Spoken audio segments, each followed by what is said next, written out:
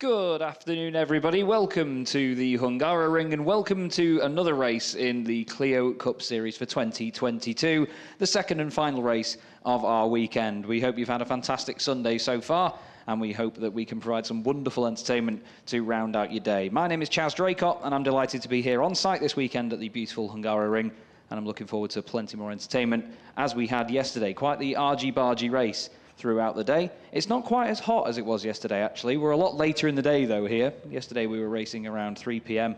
Now we are closer to 6 p.m., actually, with the race starting, or due to start, at 20 to 6 in the evening. There is your pole sitter, David Pouget, the only GPA racing car right up there in the order. And he has, despite being outnumbered in qualifying, out-qualified the Milan competition cars, led by that man there, Nicola Milan, who is currently second on the grid. Nicola has 5 podiums in Clio Cup Europe this season, same as Marc Guillot. Anthony Girardo, well, he won the race on the road yesterday, but was given a 10-second penalty, not a 5-second penalty, as I, for some reason, thought. So he dropped down the order and was classified in 15th. There is Marc Guillot, 4th on the grid, as he was yesterday, I believe. He was, yes. It's actually the same top 4, but the only 2 swap round are the front 2. Jerzy Spinkovic had a much better qualifying today than he did yesterday. He qualified 8th for Saturday's race. He eventually finished 5th, though. Sorry, 4th, and was the head of the Challengers Cup, which is the younger drivers. There is Alessandro Brigatti in the 105 machine. Now, he's been really, really exciting to watch this weekend, actually. He had wing mirrors and all sorts flapping around in the wind yesterday. He lines up on the grid in 6th position. He'll be looking to make some good ground as well. He is not in the Challengers Cup or the Gentleman Drivers category, which is for the older drivers in the field, or the pay drivers at least.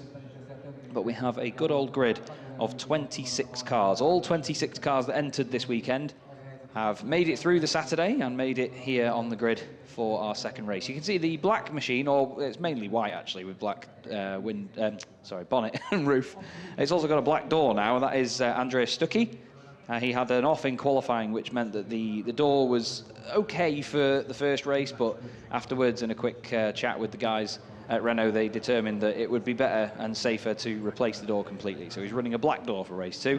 David Pouget then takes pole position alongside Nicola Milan, the 2 absolute titans of the championship, going head-to-head once more. Anthony Girardo and Marc Guillot make up row 2, both of them competing in Clio Cup Europe and Eastern Europe. Jerzy Spinkovic is 5th, the head of the Challengers Cup, with Alessandro Brigatti joining him on row 3 of the grid.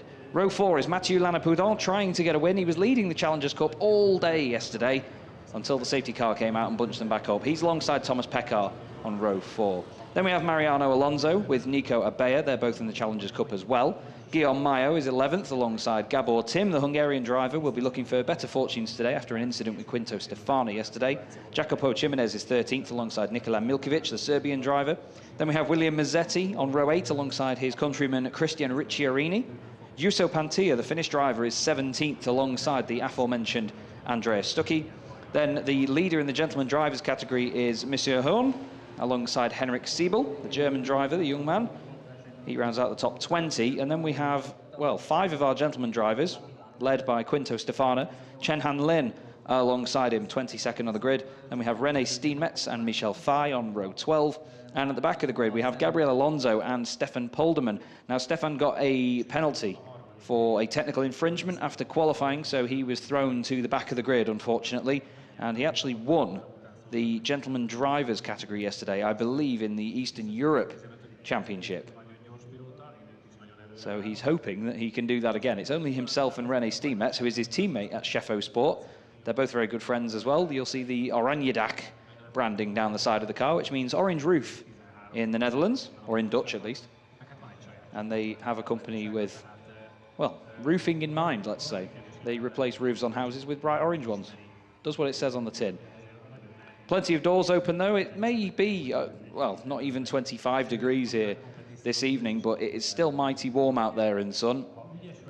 I'm feeling typically British sunburn as the weekend gets longer and longer. It's been very, very windy, though, this afternoon here in Budapest. The circuit itself, as you go down the straight where the cars are facing now, it goes down a hill and it looks like it drops off a cliff, and you can see the city in the background. It's a beautiful amount of scenery. But because it is so high up on a hill, it's almost in a valley. the Hungaroring. There is so much wind that batters the main straight and it heads straight into the front of the cars. It's a huge headwind. So the slipstream is going to be important here. I had a quick chat with Nicola Milan and Marc Guillot just before the race, and they were both saying that the slipstream is going to be huge and the car at the front is going to have a big disadvantage. Now, it's not going to be the case, though, that you can get a run on somebody out of the final corner here. It's not really long enough to get to the start-finish line to slipstream somebody. So if you are the car leading onto the final lap, you can bet your bottom dollar that somebody is going to make a move into turn 1 and then just try and hold on for the rest of the lap. You can see from the slight camera shake that we've got as well that it is very windy. Everything is moving around. Even, I mean, I look out the window and the lights on the gantry, they don't really look like they're moving at all in the image, but they are swinging back and forth quite considerably as the wind picks them up. But it's been another really good weekend here at the Hungaroring. It's my second visit here in 4 weeks, and I can tell you that every time I come back, I love this place more and more. It's one of my very favourite circuits. It's incredibly technical.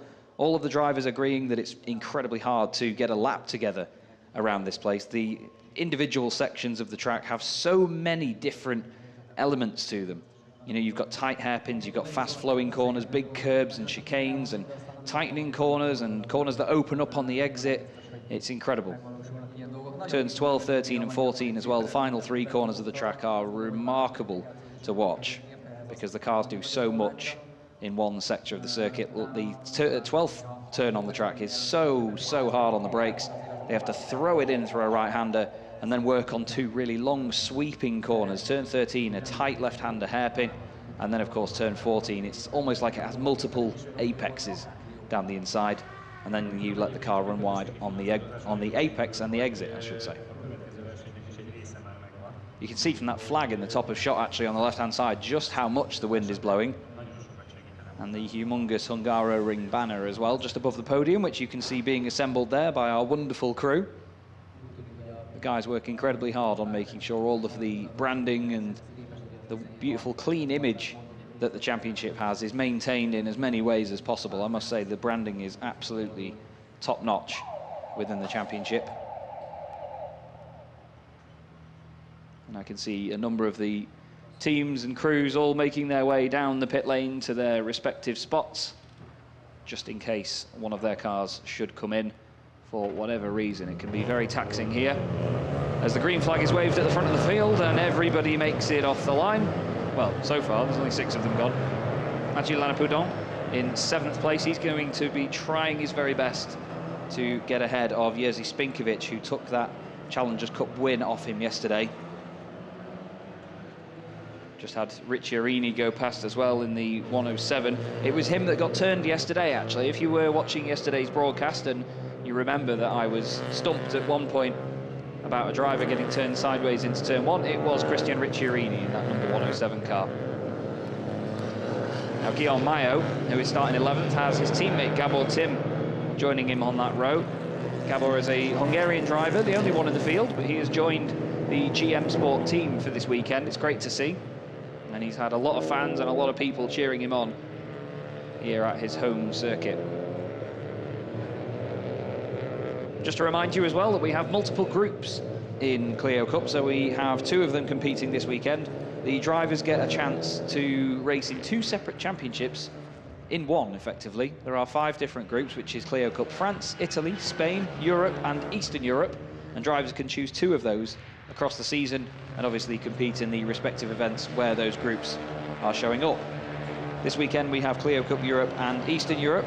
Marc Guillot led the Clio Cup Eastern Europe Championship coming into this with 2 poles, 2 wins and 4 podiums, and he's improved on that even more now, of course getting another victory. But Anthony Girardot took another pole position in the group yesterday. He out-qualified him on both occasions this weekend, 3rd and 4th in each race. Nicola Milan leads Clio Cup Europe ahead of Marc Guillot and Anthony Girardot. It tells you all you need to know about just how dominant and how fast the Milan competition guys are. Jerzy Spinkovic is 4th in Clio Cup Europe as well coming into this weekend, 3 points ahead of David Pouget, who undoubtedly has moved ahead of him now after taking his first Clio Cup Europe win of the season. He may have finished second on the road, but the penalty for Girardeau determined the final result. And with Pouget starting on pole position here, I think we may see some tactics from the guys behind to maybe just tuck in and make him use his tyres up early on and face the headwind. But for anyone that's seen Clio Cup before, you will know that that is not always the case. These guys do not like to sit around and wait for things to happen in front of them. They like to get on with it and battle hard, and it is always entertaining racing. It's door-to-door stuff. Wing mirrors will fly, but it's all great entertainment. And yesterday as well, just to quickly note that I made a reference yesterday to the chat that Marc Guillot and David Pouget were having after the race, and I said the body language seemed a little bit off and maybe they weren't too happy. Apparently everything was absolutely fine and they were really enjoying themselves, and they were just happy that it was those three on the podium once again, as they often are in this championship. There is the beautiful GPA Racing number 15 Clio 5 of David Pouget. He will pull up to his grid slot. He stops quite short of it, actually. I'll just have a quick look out of the window. He's a good, maybe a third of a car length off the white line. Nicola Milan is much closer. Anthony Girardeau as well. Jerzy Spinkovic is almost an entire car length back from his spot. But the drivers don't want to take that risk and get very close. Two drivers that are right up to the white line are Mathieu Lanapoudon and Thomas Peckhard on row 4. Those guys are really close to the white line. And we think that yesterday that's what some of the drivers were told off for. Not so much creeping forward or jumping the start, but being close to the line. Anyway, green flag waves at the back. The lights will come on and the revs will rise. And the second race of the weekend in Clio Cup 2022 at the Hungaroring is underway. And it's a tidy start from the front row, but look at that, Girardeau moves all the way over to try and defend from Guillot, and Thomas Peckhard has jumped right through the middle. Mathieu Lanapoudon and Jerzy Spinkovic either side of him. Is a fantastic start by Thomas Peckhard. You've got to love a bit of that. He's going to try and keep it down the middle as well. That hangs Mathieu Lanapoudon out to dry. I'm not sure he knows they're 3 wide. It's nice and tidy from everybody else so far. Andreas Stucki's on the inside line there. So too is Henrik Siebel. A few of them run wide. Both of the Sheffo Sport cars of Steenmetz and Polderman. But it was a really clean start from the front row. Now they're going to be hoping the guys behind them fight so they can break away, but they're not going to break away if David Pouget does that. He's a bit late on the brakes. He locks up Guillot sideways. Oh no, Pouget's come back on, and Nicola Milan in avoidance has gone off. Oh, Lanapoudon sideways. There's cars around and sideways. There's more contact. Lanapoudon off and into the barriers hard, and that's surely going to be a safety car. He got turned by somebody in the pack. We didn't quite see who that was, but as he came on, he bounced off the side of another car, and surely, yeah, the safety car is out. Everybody's going to try and sort themselves out, but there was a bit of a bunch-up as Nicola Milan was turned off the side of the road. I'm not sure if he just went off in avoidance or if Pouget actually made contact with him. But it all slowed down because Girardeau and Marc Guillot were right together round turn 2, side by side, and Guillot was off, and there is Mathieu Lanapoudon. A quick thumbs up as well to the medical car. He's okay, but understandably unhappy with the damage to his wonderful Clio 5. Mathieu is a fantastic character. We've become very good friends over the course of this season, and he's a great laugh, but there's not much to laugh about there, unfortunately. It's just good that he's okay. Able to just hop over the barrier and get himself to safety. That's a real shame. Michel Faye is also showing us right down the order in the number 33 car. Not sure if he came to some sort of strife as well before we even got to turn 2. But there was 2 pairs that really started all of that, unless it was already kicking off behind, to be honest. But Pouget went wide into turn 2 and then must have come back over to the left-hand side. Nicola Milan was suddenly off the road. And then with Guillot and Girardeau both running wide, Guillot lost the back end. Everybody slowed down to make sure they didn't hit him, and then all of a sudden Lanapoudon was sideways. Whether he turned across the nose of somebody, we're not sure. But in those moments, if you're concentrating on the car ahead, it's easy to miss. So let's see. So yeah, Pouget does come back over and hits Milan. And then look at Lanapoudon. Oh, down the inside. I think that was Brigatti. Went down the inside of him, and he's got full lock to the right to try and come back on. He bounces off the side of Mariano Alonso, just misses the 103 car of William Mazzetti. William gets very lucky, so watch for Lanapoudon. He's sideways, he puts all the lock onto the right. The car suddenly gets grip and bang off the side of Mariano Alonso.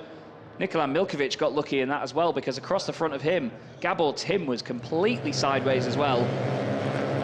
And Nikola Milkovic, fantastic avoidance. He slammed on the brakes and slowed it down. and made sure that he did not hit the almost stationary car in front of him. And it must be said, a fantastic save from Gabor Tim as well, not to go into any of the barriers or anything. The last time I was here a few weeks ago, we had an enormous crash in the Goodyear FIA European Truck Racing Championship, and we had trucks completely sideways in front of the field there, like we saw with Mathieu Lanapoudon. We had a truck climb over the barrier. It was an enormous shunt, and it's one of those corners and one of those sections where the drivers have got so much commitment to throw the car into that quick kink at turn 3 that sometimes you don't have time to react if two cars do come together. The incident will be investigated after the race, I'm told, so we won't get any investigations while the race is going on. At the end of the day, Lanapoudon's race is run, so any change or any effect that could happen during the race will not really justify it or fix what has happened, so they figured they'll have a look at that one after the race.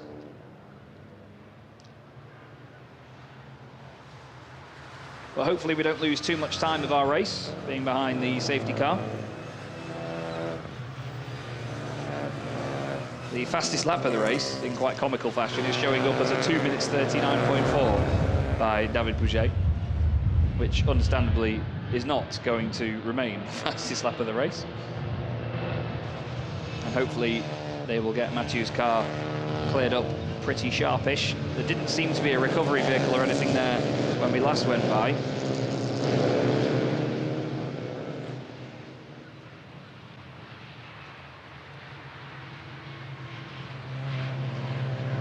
The whole field now neutralised,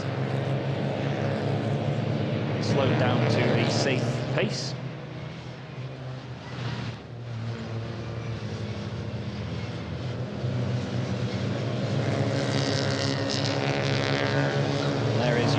Here in the number 50 machine. He is currently in 14th place.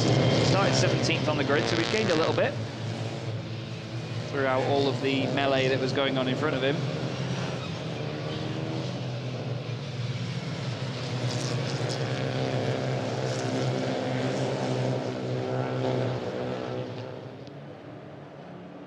And the whole field now making its way past the commentary box, down the start-finish straight. Everybody's still weaving to keep the temperature in the tyres. You can see different methods of weaving. Look at Marc Guillot in the yellow car, the number 2. He has this incredible method of weaving the car very suddenly left and right. It always brings the rear wheel up off the ground. And the turn 2 incident as well with Nicola Milan and David Pouget will be investigated after the race, I'm told. So there will be nothing given out during the race for that contact. I don't think David realised that there was an overlap, actually, with Milan on his left-hand side. Nicola didn't lose too much from it, to be honest. He's down to 6th position behind Guillot, Peckhard, Spinkovic as well, and Gerardo got through into 2nd place in all of that. I'd be interested to have another look at what happened with Gerardo and Guillot at turn 2, because the pair of them just naturally ran wide. I'm not sure if there was contact, but Guillot was off the road and made an incredible save. The back end skipping across all of the grass and dust on the outside of the track. Guillaume Mayo's going well. He's up to 7th position, started 11th on the grid in the beautiful Dayglow orange car there with the coloured stripes behind it. He and his GM Sport team won the best livery of the season last year. It's an award that Renault give out at the end of season awards. And a lot of us, as you can imagine, were in agreement that Guillaume's car was one of the very best looking, and it's the same again this season, admittedly. I think it's an absolutely stunning design. And Gabor Tim, as you see in the black car there in the middle of the picture, car 133, he's also running that design this weekend, but with a black front end instead of the Dayglow orange, so they're still easy to tell apart. Thomas Peckhard is definitely one to keep an eye on here in the 101 machine. He's always been quick, to be fair. He's a really nice guy as well, to be fair. He's won Clio Cup Central Europe 3 times, 2017, 19 and 20. Marc Guillot won it in 2021. He also won Clio Cup Italy. Nicola Milan won Clio Cup France, Clio Cup Spain, and the Clio Cup Europe overall championship last year. So between Clio and Milan. They have 5 championships just from last year. Between them overall, they have 20 championships. It's incredible. 13 the way of Nicola Milan, 7 Clio Cup France titles, 4 Clio Cup Spain titles, and then 2 wins in the overall Clio Cup Europe standings. Marc Guillot has won Clio Cup France 3 times, Spain twice, and he is also a Clio Cup Italy and Central Europe champion. There's a flash of lights from Henrik Siebel. Not quite sure if he knows there's a cameraman there and he's just saying hello, or whether he's telling the car in front of him to hurry up. There have been moments before where some of the guys in the field do take their time to get back up to pace and stay with the field. Some of them do concentrate on weaving and do lose sight of how far the pack is getting spread out. The safety car will be in this lap, we are told, which is great news. We've already completed 3 laps of the race and lost nearly 10 minutes, unfortunately. But looking at the silver lining of that, it means that with a shortened race comes less time for the drivers to get the job done, so you can predict more frantic and exciting racing to come. Pouget will be looking to take his 2nd overall race win of the weekend and his 2nd Clio Cup Europe race win of the weekend as well. Anthony Girardot will be looking for maybe a bit of redemption after yesterday. Winning the race on the road, but getting a 10-second penalty, which dropped him to 15th for a jump start. That would be a nice turnaround for him to take the race victory here. And it would be nice for Anthony to get a trophy for his hard work, because admittedly Anthony's been an absolute star this season. He put it on pole, got fastest lap and won both races at Jarama. He's got 2 poles and 2 wins in Clio Cup Eastern Europe before this as well, and he's basically won every race in Clio Cup Europe. Sorry, he's put it on pole in Clio Cup, every race in Clio Cup Europe so far this season, bar this one.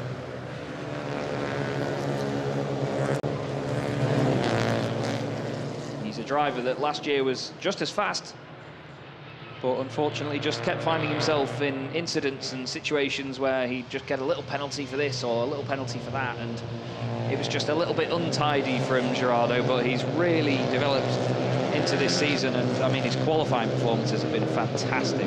Jarama was just a completely different Girardot than last season. It was immaculate driving, and it was lovely to see. And he's a top bloke as well. He's always got a smile on his face as Girardot. So you can see now our beautiful Megane RS safety car has made its way away from the field. Pouget continues to weave. He's holding the field up. Girardot and Guillot all over the back of him. Now yesterday, Pouget went about now. It doesn't look like he's done it just yet. Now he's goes to the outside line, tries to get a good run. And look at that, Thomas Peckhard all over the back of Marc Guillot. My co-commentator David Addison, that shared duties with, would have called them oranges and lemons as he did in Hockenheim last season. But we're back underway at the Hungaroring. Nico Abea is coming under pressure from Brigatti further down the order as well. Nico in the white and blue car, just coming over the crest now behind Guillaume Maillot. But look at that, Pouget all the way to the inside. Girardot went 3rd to 1st in the restart yesterday. He's going to try to do it again. He tries to get underneath him, hits the back of Pouget, and that is Brigatti all the way off at turn 1. It looked like the front left had gone down on that car, but I think he was just ridiculously late on the brakes, unfortunately. I said he was exciting yesterday. Well, he's even more exciting today as he throws it at the scenery. 2x2 in the middle of the pack there. That is Mazzetti. Andreas Stucki's involved in that as well, and Gabor Tim. And I think Mariano Alonso is the 2nd car in that little pack as well. Mariano in the number 42 GPA racing machine, the white and blue car. He managed to survive the earlier incident despite having Mathieu Lanapudon's car slap the side of him. Girardot completely sideways there through turn 4, and Guillot looks down the inside. They may be teammates, but they don't really have sort of team orders at Milan competition. They're all paying customers of Nicola Milan. They want to get their money's worth and get the results. Jerzy Spinkovic going well in 5th place as well. He currently leads the Challengers Cup. Guillaume Maillot 2nd in that, 7th overall. Nico Abea 8th, 3rd in the Challengers Cup. Horn is 15th at the moment, leading gentleman drivers. Quinto Stefano is 2nd in the class, 17th overall, and René Stiemetz is 3rd. He's currently running in 21st place overall. Mariano Alonso, gets to the border, has to get back in. Just in front of Gabor Tim, who tries to go this way, then that. can hear the tyres screaming for mercy, and well, Mazzetti way off the circuit. We don't need anybody to tell us that that's outside track limits, and Mariano Alonso trying to leave the space for Gabor Tim, all over the grass, completely sideways on the way to turn 12, but manages to keep it under control despite losing the place. Marc Guillot there just chopping the nose off Thomas Peckhard, the Czech driver, right in the thick of it here with Jerzy Spinkovic and Nicola Milan right behind. Jerzy and the Unique Racing team have been really good fun again this season, and the top 6 are all still absolutely glued together. Across the line then, Pouget, Girardeau, Guillot, Peckhard, Spinkovic, Milan, Mayo, Abea, Mazzetti and Alonso. All the top 10, although Gabor Tim has now moved up into 10th position, so correct that, Chaz. Spinkovic down the inside of Thomas Peckhard. Lovely move later on the brakes. Looked like Milan was going to go for it on Spinkovic, but instead he turned it into an overtaking manoeuvre rather than defence. Girardeau clinging onto the back now of the GPA racing machine of Pouget. Goes over to the right slightly, then looks down the inside. The car shimmies a little bit on the brakes, tries not to run too wide, but I think there is a little bit of contact. Runs him out of road where it's like Guillot on lap 1. And speaking of, he's going to try and go around the outside at turn 3. Is he going to make that work? I don't think he is. Oh, not quite. These two are always absolutely stuck together in this championship. Marc Guillot and David Pouget. Always good fun to watch them fight. As we go up through turn 4 then, into turn 5. Long right-hander up the hill. The grip comes to you, and then suddenly you go over a crest on the exit. Feels like the grip is completely gone. Then we get towards the chicane, turn 6 and 7. Expect two-wheel action through here, especially on the first part of it as well. The cars hop, skip and jump one way then the other. An amazing top 6 battle once again. As soon as anybody makes a mistake here, or as soon as anybody can benefit massively from the slipstream, it is all going to change. But this is exactly what we want to see in Clio Cup. This is a fantastic advert once again for one-make racing and how close it can be. You love to see it. There was a big bounce over the curb there by Nico Abea, completely shaking the car. It is a real bone shaker of a curb on the exit of turn 11. But Girardeau is definitely one of the men with the pace to be able to break away from the 5 cars behind him. In the background there looks like a move from Brigatti on Stuckey. That would have been for 14th position. The gap that you see on the left-hand side of your screen is the gap from the car above them, basically, on the timing tower. So there's only a couple of tenths between all of them. Mayo is then 7 tenths off the back of Nicola Milan in 7th place, but it's not a massive gap by any standards. Everybody now weaving down the straight. Girardeau going one way, then the other, then decides to call it a day, stick to the left-hand side, goes to sort of defend, tries to break the slipstream slightly. Milan, again, looking down the inside of Thomas Peckhard, and he goes for it.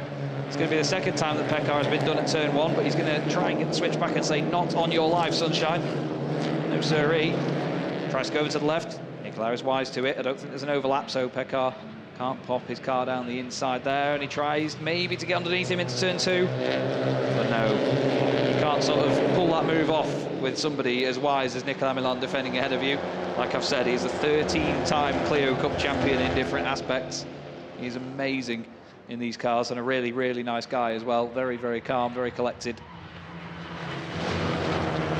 Beautiful lighting here at the Hungaroring as well. It certainly looks fantastic, doesn't it, as the sun starts to drop behind the hills and the shadows get longer and longer this afternoon. The race will finish after 6 p.m. It's about, well, it's 5:59 right now, so we're definitely going to be finishing after 6 p.m. Pretty much an evening race, but it's great conditions. Still over 20 degrees here in Budapest. And now that top 6 has become a top 8. There's the battle behind them. That is Mazzetti with Gabor Tim all over the back of him. Then Jusso Pantia with Nikola Milkovic.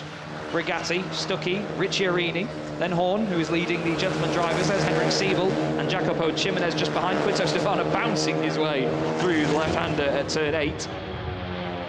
Quinto, very, very exciting Italian man. A really, really nice guy as well. You're probably thinking by now, Chaz, you say everybody's a nice guy. They all are, honestly. There is Gabor Tim down the inside of Mazzetti.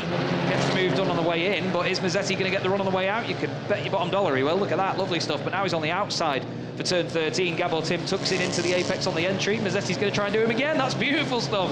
Absolutely fantastic by William Mazzetti. Now he's going to give room on the way up to 14. Not quite sure there. But still, Gabor Tim is now on the inside. I'm going to keep my eye on the grandstand in front of me here and see what the fans think of that, because the Hungarians are so proud of their local drivers, and they are right together as they go across the line. It is nose to tail. These are for the final spots in the top 10 now. Nicola Milan is having a go at Spinkovic, and Puget is having a go at Girardeau for the race lead. Look at Guillaume close up on the apex. They really held each other up there. Girardeau properly parked it on the inside of the corner. Puget's not going to take that line down, though. He's thinking, right, let me pass now, sunshine, come on. There's not going to be any letting of anybody at this point, but Guillaume's watching this now, rubbing his hands together, thinking, if only I can get a trophy for this one.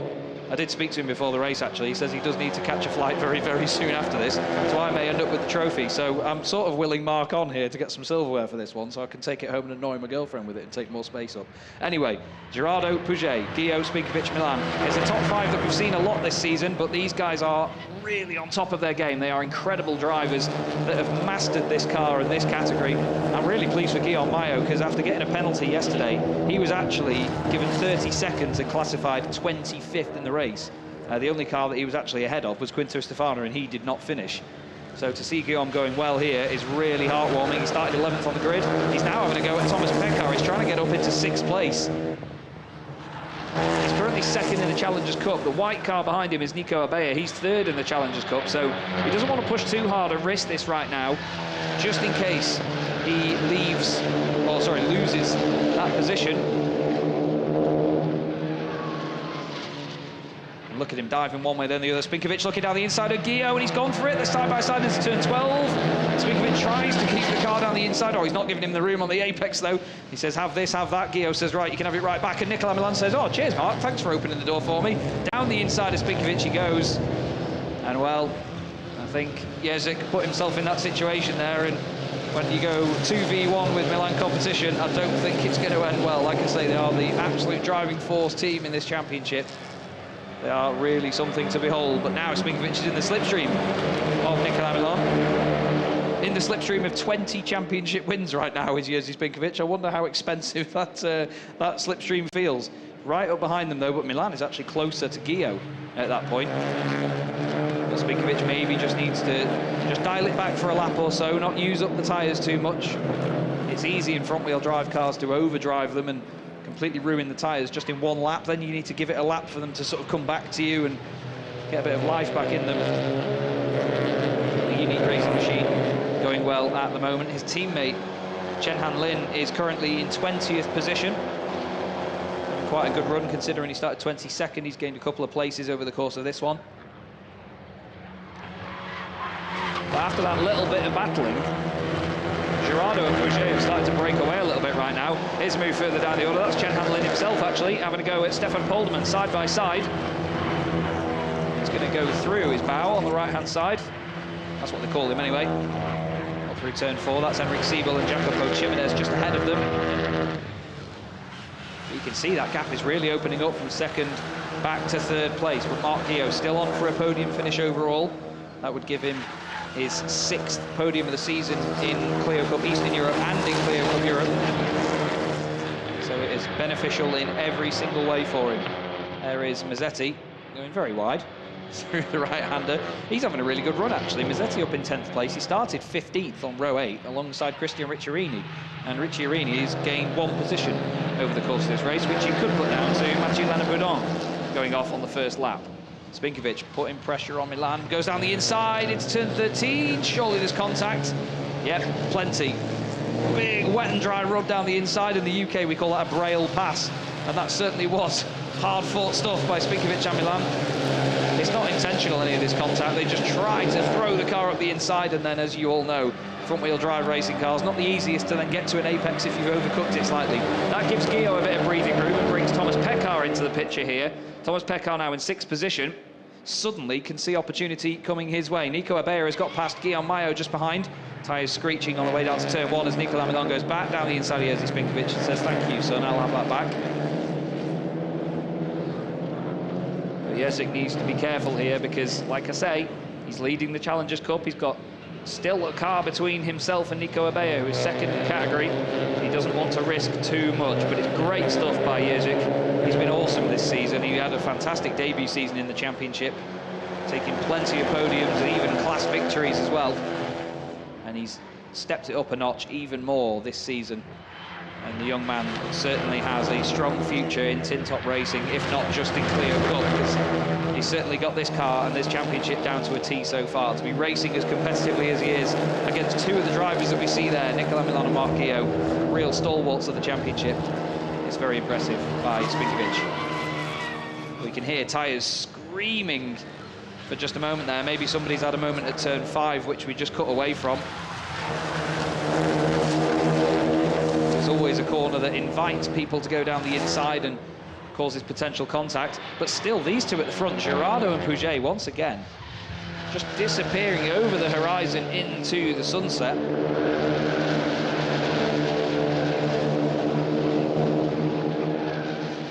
And then all of this is still going on behind. Guillot, Milan, Spinkovic, Peckhard and Abea. They've all got away from Guillaume Mayo a little bit at this point. Just seen a move in the background by Juuso Pantia. There it is, actually. I just looked out the window and saw this developing as they came down the straight.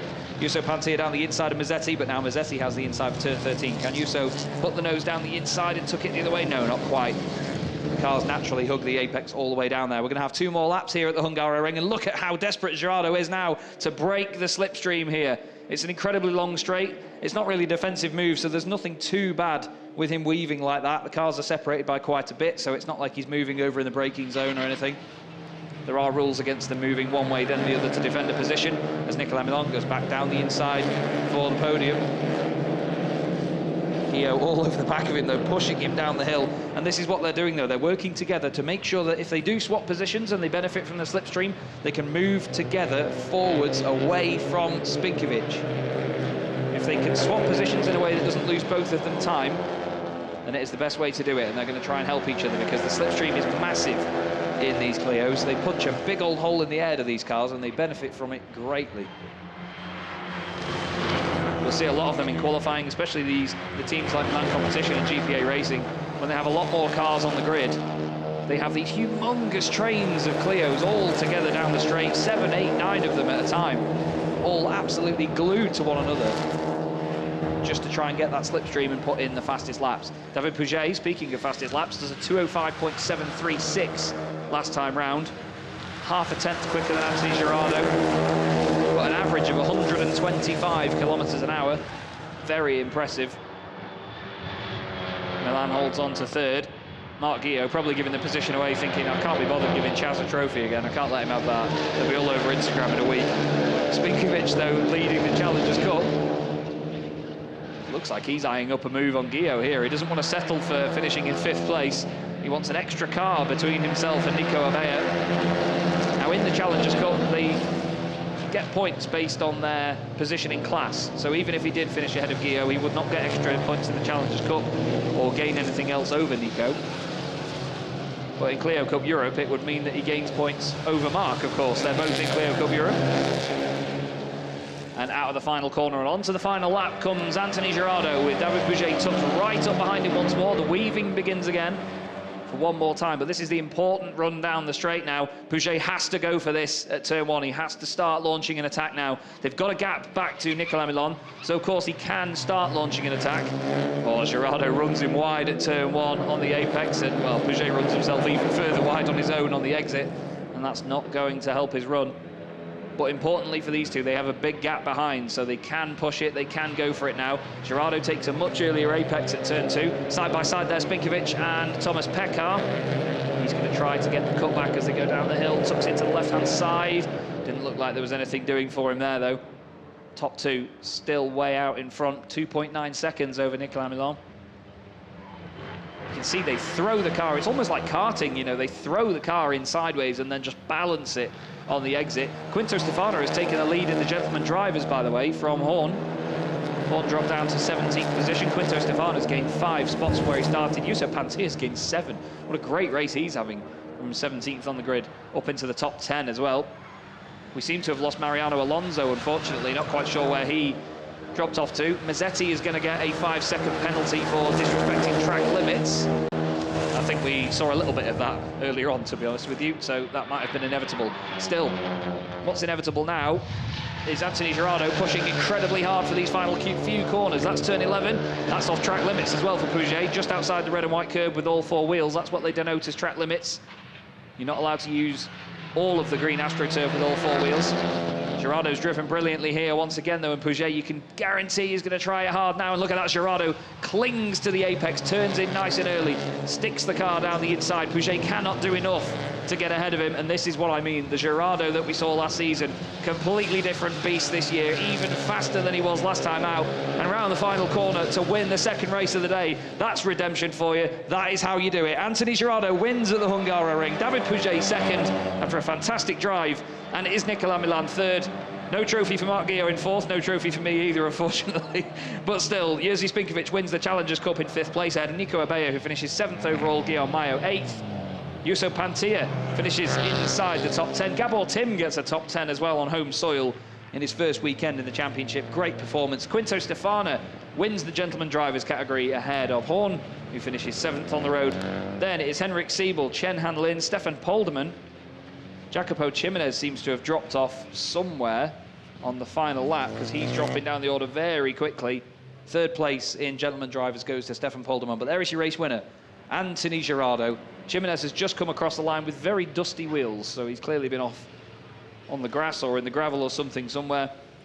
And this is how they bring the cars back into the paddock. They come through the barrier down at turn 2, and the rest of them go up there into the Clio Cup paddock. It's a very quick clean-up here at the Hungaroring. It's a wonderful system they've got. But here are your race results. Girardeau takes the win just under half a second ahead of David Pouget. Then it's Nicola Milan finishing in third. Marc Guillot finishes in fourth, but of course takes the win in Clio Cup Eastern Europe. Actually, sorry, no, Girardeau takes the win in Eastern Europe. Marc Guillot finishes second in class. Jerzy Spinkovic finishes fifth overall, wins the Challengers Cup ahead of Thomas Peckhard, who gets an Eastern Europe podium. Nico Abella seventh ahead of Guillaume Mayo in eighth. Good result for him, that as well. Same for Gabor Tim and Yuso Pantia. What a great drive by all of those guys. Nikola Milkovic was once again in the thick of it in 11th place ahead of Christian Ricciarini, who finished in 12th. Andrea Stuckey finished where he started in that one, 13th position, I think. No, actually, sorry, he didn't. He started 18th, so apologies, Andreas. But he had a great drive either way. It's a nice way to turn his weekend around after the issue he had in qualifying. Alessandro Brigatti finishes 14th, and William Mazzetti, who of course had a penalty which drops him down. Quinto Stefano wins the gentleman drivers category, 16th ahead of Horn in 17th. Then it's Henrik Siebel, 18th. Chen Han-Lin finishes inside the top 20. Stefan Polderman rounds out said top 20. There is Regis from Milan competition, Kevin as well, all of their guys. And your race winner, Anthony Girardeau. That's exactly what he needed after yesterday. A really strong drive and another great haul of points this weekend for David Pouget. He'll be happy with that one. Very relaxed approach to the post-race few moments, and yeah, you slammed that door, sir.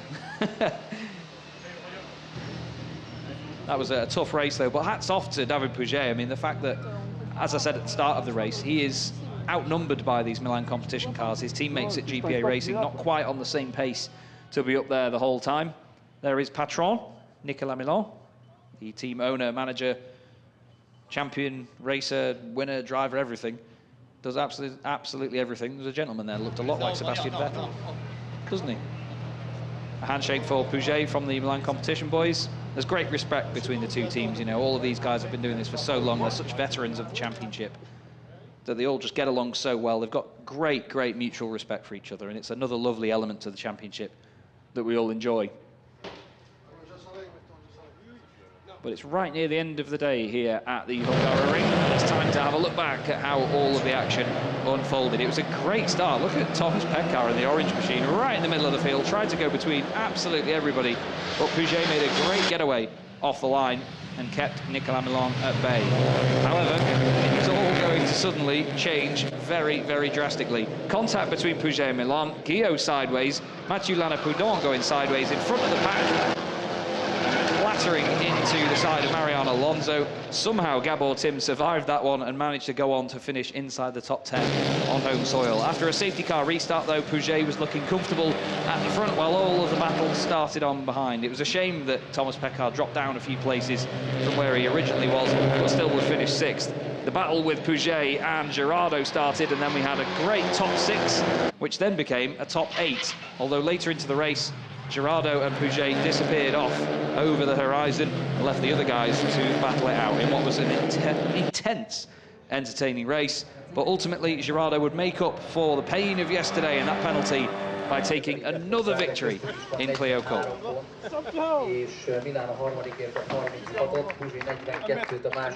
Up onto the podium they go then. Nicola Milan third, David Pouget second, and Anthony Girardo taking the overall race victory. Very well done indeed. And the team representative on the podium with him.